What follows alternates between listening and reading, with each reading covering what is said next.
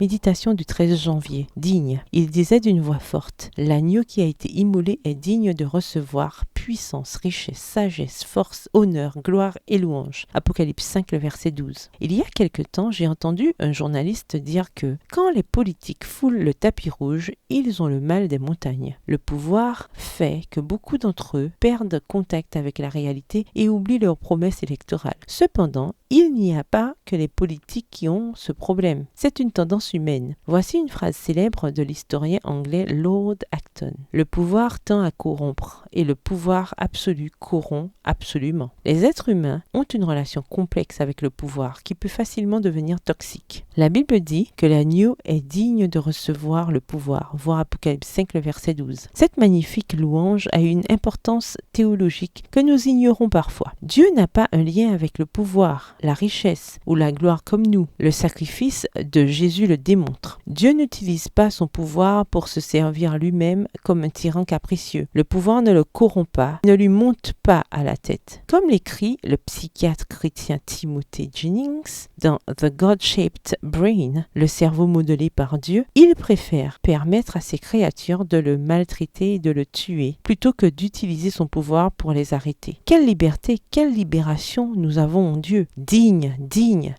est véritablement l'agneau qui a été immolé. Il est digne de recevoir tout le pouvoir parce qu'il a démontré qu'il n'en abuse pas. L'amour et le pouvoir de Dieu sont infinis et se manifestent ensemble. L'agneau est digne de rompre les sceaux et d'ouvrir le rouleau parce que c'est avec son sang qu'il a payé notre rançon. Voir Apocalypse 5, le verset 9. Commentant les tentations dans le désert dans A Loving Life, une vie aimante, Paul Miller décrit comment Jésus a refusé de séparer le pouvoir de l'amour. Chacune des tentations dans le désert essaie de convaincre Jésus d'utiliser son pouvoir à ses propres fins, mais il refuse d'utiliser le pouvoir divin pour changer une pierre en pain, d'utiliser sa divinité pour se protéger des conséquences de son humanité. Dieu n'abuse pas de son pouvoir, au contraire, il se sacrifie par amour. Toute la gloire, l'honneur et la puissance lui appartiennent. Prière. Seigneur, tu es digne de recevoir mon adoration et mon amour. Toute bénédiction, honneur, gloire et puissance t'appartiennent pour toujours. Amen. Bonne journée, que l'Éternel vous bénisse.